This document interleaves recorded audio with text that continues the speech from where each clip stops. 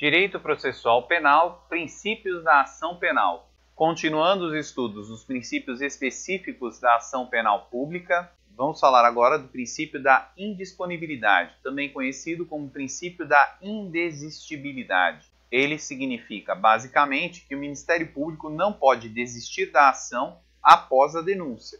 Portanto, o Ministério Público não tem discricionariedade durante o processo penal. Com relação aos fundamentos desse princípio, temos que ele não pode desistir da ação penal, nos termos do artigo 42 do CPP, que diz explicitamente que o Ministério Público não poderá desistir da ação penal.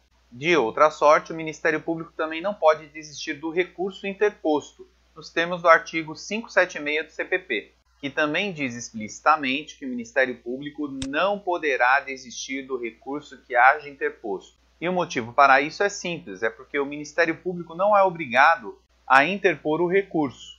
Ele não pode desistir desse, mas interpor ele não precisa, porque o recurso é voluntário, nos termos do artigo 574 do CPP, que diz que os recursos serão voluntários, excetuando-se os seguintes casos, em que deverão ser interpostos de ofício pelo juiz, no caso de sentença que conceder habeas corpus e no caso da decisão que absolver desde logo o réu com fundamento na existência de circunstância que exclua o crime ou isente o réu de pena, nos termos do artigo 411 desse mesmo Código. Portanto, o recurso é voluntário, salvo nos casos de concessão de HC ou de absolvição, no caso em que exclua o crime ou isente de pena o infrator.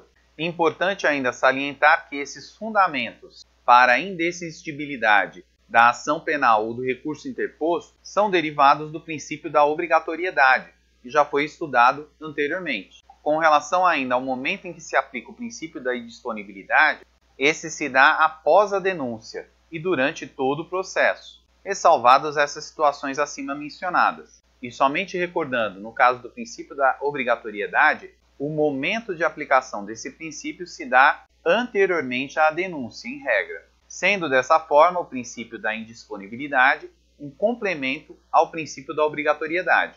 No entanto, precisamos lembrar que existe uma exceção a esse princípio, qual seja a suspensão condicional do processo, nos termos do artigo 89 da Lei 9.099, que diz que nos crimes em que a pena mínima cominada for igual ou inferior a 1 ano, abrangidas ou não por esta lei, o Ministério Público, ao oferecer a denúncia, poderá propor a suspensão do processo por 2 a 4 anos, desde que o acusado não esteja sendo processado ou não tenha sido condenado por outro crime, presentes os demais requisitos que autorizem a suspensão condicional da pena, nos termos do artigo 77 do Código Penal, que é o sursis. Daí nós teremos que a pena mínima cominada deve ser menor ou igual a 1 ano, e a pena mínima cominada nada mais é do que a pena em abstrato, que está descrita no tipo penal. Então, a pena mínima no tipo penal deve ser menor ou igual a 1 ano.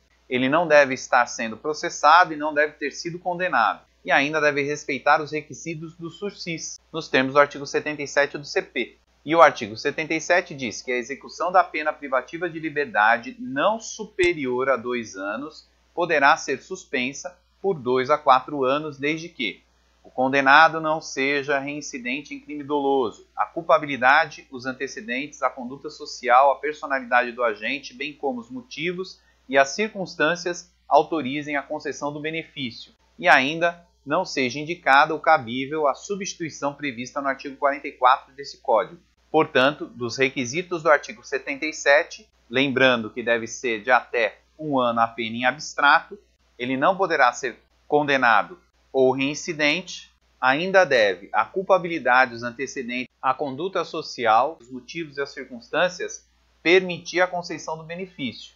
Lembrando que só é possível conceder o benefício quando não for cabível a pena restritiva de direitos. E se todos esses requisitos forem respeitados, então o processo será suspenso de 2 a 4 anos, sendo ao final extinta a punibilidade.